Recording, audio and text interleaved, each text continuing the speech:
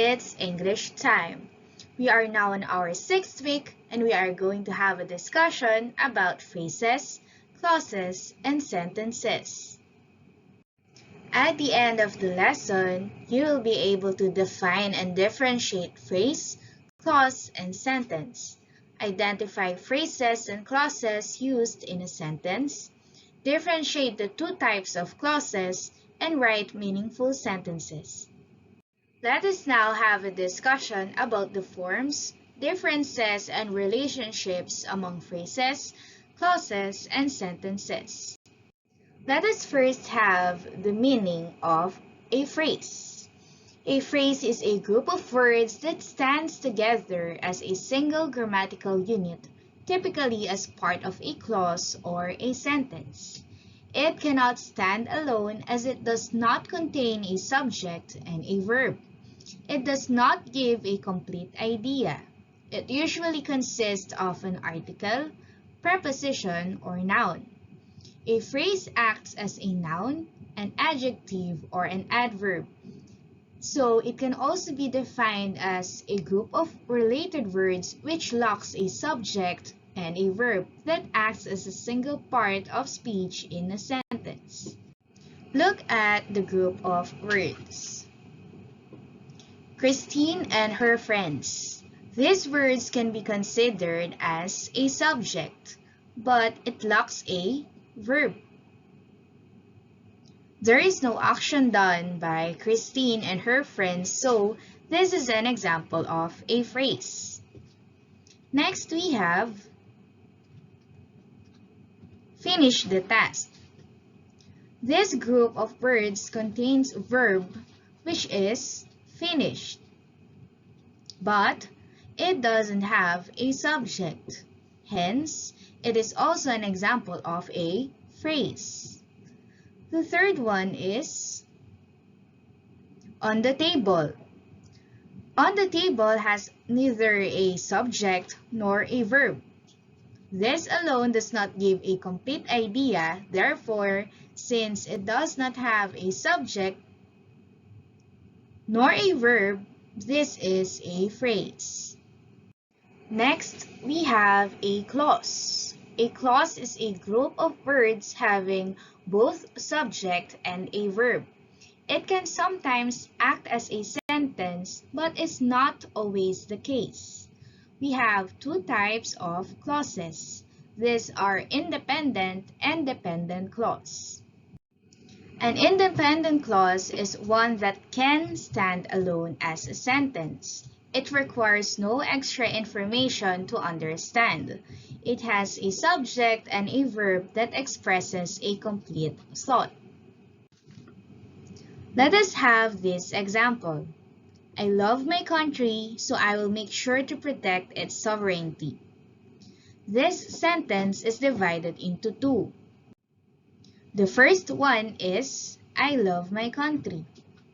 The second one is, so I will make sure to protect its sovereignty.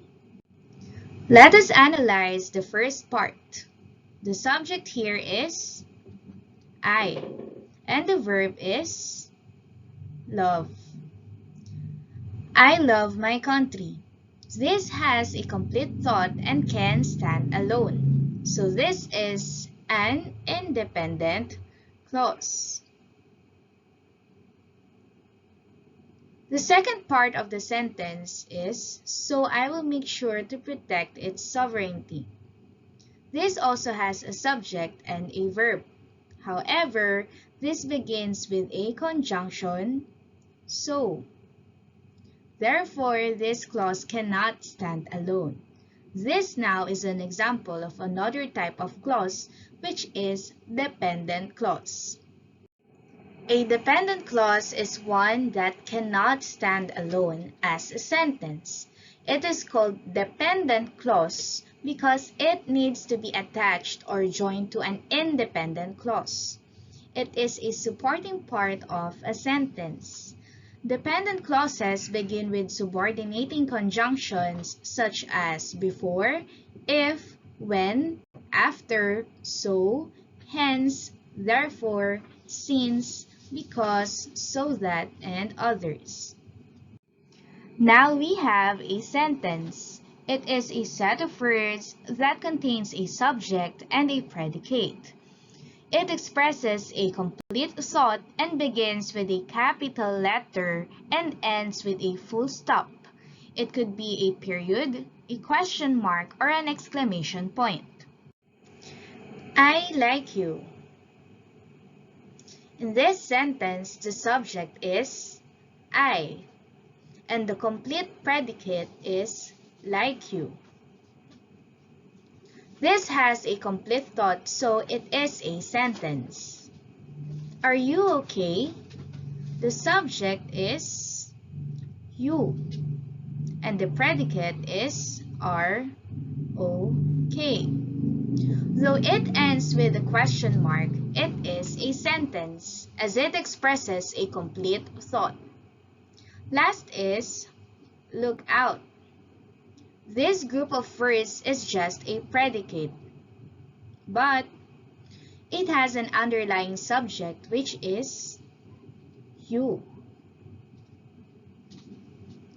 This is an imperative sentence commanding you to look out, hence this is a sentence. To summarize this week's topic, we have here the differences and similarities of a phrase, a clause, and a sentence. A phrase, a clause, and a sentence are group of words. A phrase doesn't have a complete thought. A clause has an almost complete thought depending on its type, which are dependent and independent clause, while a sentence has a complete thought or an idea.